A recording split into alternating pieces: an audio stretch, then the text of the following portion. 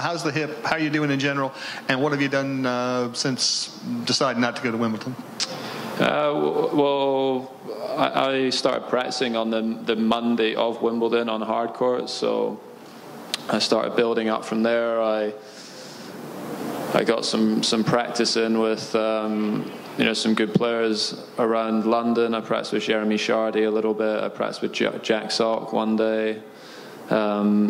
And then I just sort of been trying to build up my fitness, and then I came over here on Wednesday, and then hit a couple of times, obviously, at the courts with Medvedev and Kachanov, and yeah, I'm feeling better than I did during the grass court season, that's for sure. But it's also, I've not played a hard court match since Indian Wells last year. It's a long time, and it's about 18 months, so. I have to see how the body responds a bit to that, not just my hip, but the rest of my body as well. But felt pretty good in practice.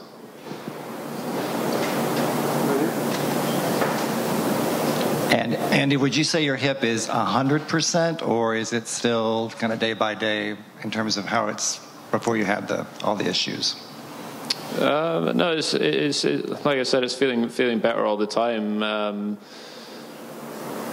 It's tough to put a number on it. I think it takes time after you've been out for a long period to get the match sharpness back. And I've only played 3 matches in the last year, so I need to try and get back on the match court as much as I can and see how I'm feeling after playing 2, 3, 4, 5 matches in a week. That's the big test. But I've done a lot of training recently, and I've come through that pretty well. So hopefully, if I get into that situation, I'll be all right.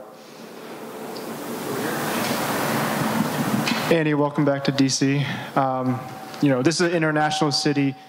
The past couple times you played here, do you notice when there's some fans from your home country, does that stand out ever when you're playing a tournament and there's people from Scotland or England in the stands?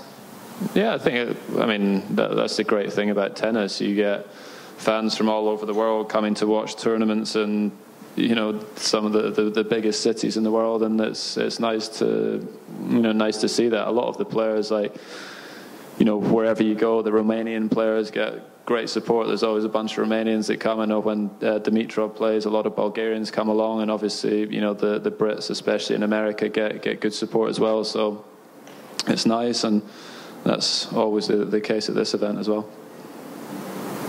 Hey, Andy, having been away from the game for such a long time, ranking being dropped to 800s, any year-end goal? What will keep an Andy Murray satisfied at the end of the year? Any particular goal for ranking-wise? No, it's difficult I want to stay healthy through the end of the year. I think if I do that, then I'll start to win more matches. My ranking will move up. If I'm having to play 1 or 2 tournaments and then take a break for a month, it's difficult to get into that routine.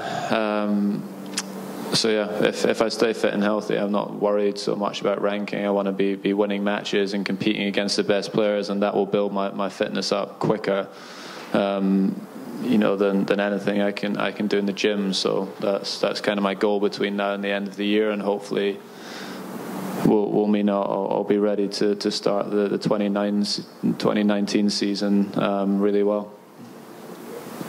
Hi, Andy. You've been vocal about the aspect of drug testing in tennis before, and obviously it's in the news.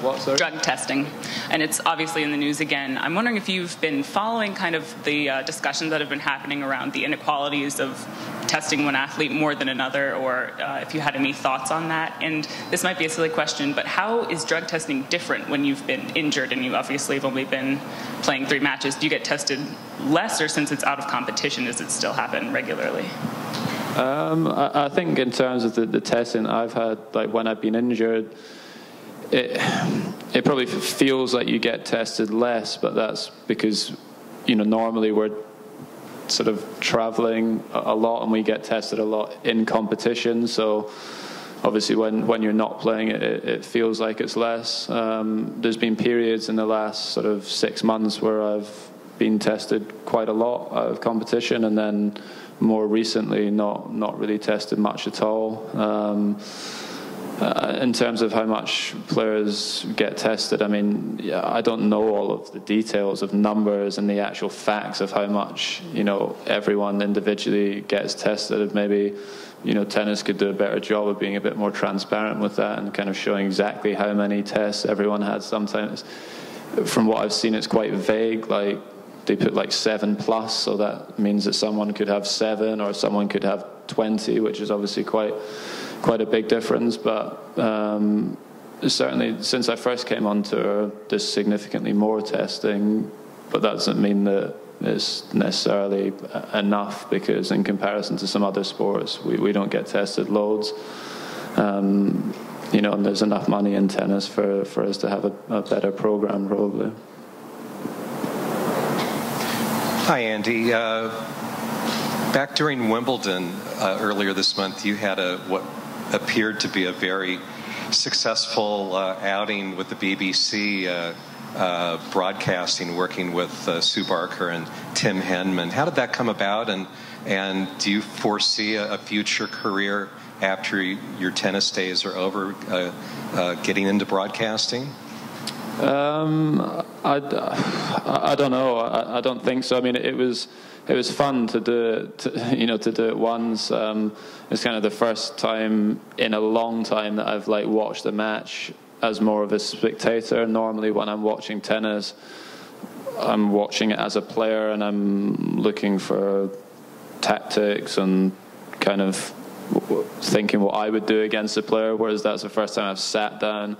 I haven't sat down and watched the full 5-set match for ages, and I realized during that, as a fan, how long that is. You know, it was a 5-hour match. You know, people, and apart from the people that are in the stadium, I don't think loads of people can sit in the middle of the week and watch 5 hours of tennis. It's very difficult to do that. So that was one thing I learned from it. I enjoyed it, but I don't think that's something that I would do kind of full time, like after I finish playing or not. You know, I think if I had a choice between doing that and coaching, I would rather coach, to be honest.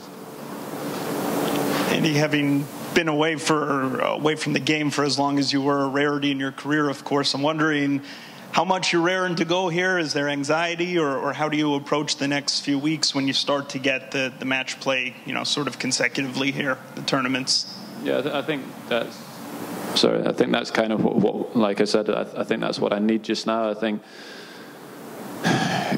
yeah, I mean, I'm looking forward to playing. Obviously, like I said, I've not played a hardcourt match for a very long time, so, you know, a bit of anxiety there because of that kind of break in match play on this surface. So, you know, once I get out there after the first few games, I'm sure I'll be fine.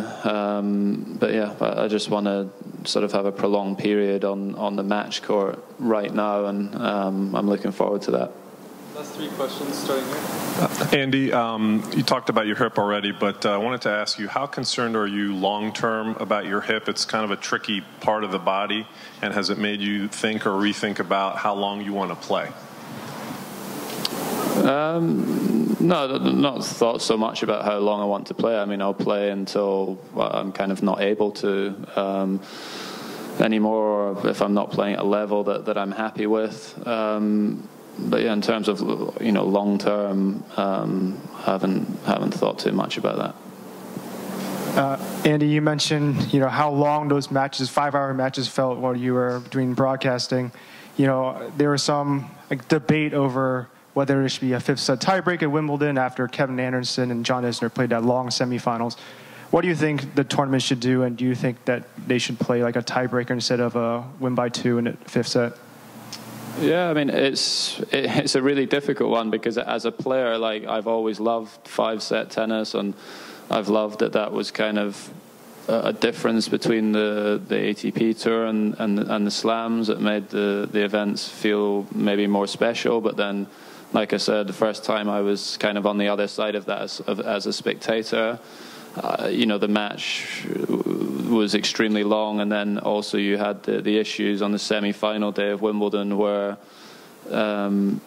the matches started at 1 o'clock. They played until 11. There was no stopping for rain. It was perfect weather, and you still couldn't get 2 matches completed in 10 hours of tennis. And I think, like, I could be wrong, but I think in the biggest events, you want the players in the final to be physically, able to hopefully play their best tennis and show their best level. And in some situations, like that one at Wimbledon, I don't think you can get that. If someone plays for 6.5 hours, very difficult to recover from that and feel good. So that's also not great for the game. So yeah, as a player, I love the 5 sets, but I can see why, as a spectator or a fan or of TV, you think those matches are too long. I can totally appreciate that. Andy, you've talked before about how much you love DC. What does this tournament mean to you, and why did you choose to return? Well, I've enjoyed coming here. It's a beautiful city. I mean, there's lots to do and see. The event itself is. We got great history. It's nice, like when you practice on the centre court, you can see all the past winners up on the board. So that's that's always nice. And I like the conditions here. It sets you up well for the rest of the US summer. And unfortunately, last time I was here, didn't play so well. Lost a tough one in my first match. So really hoping that this time I can get a few more matches in.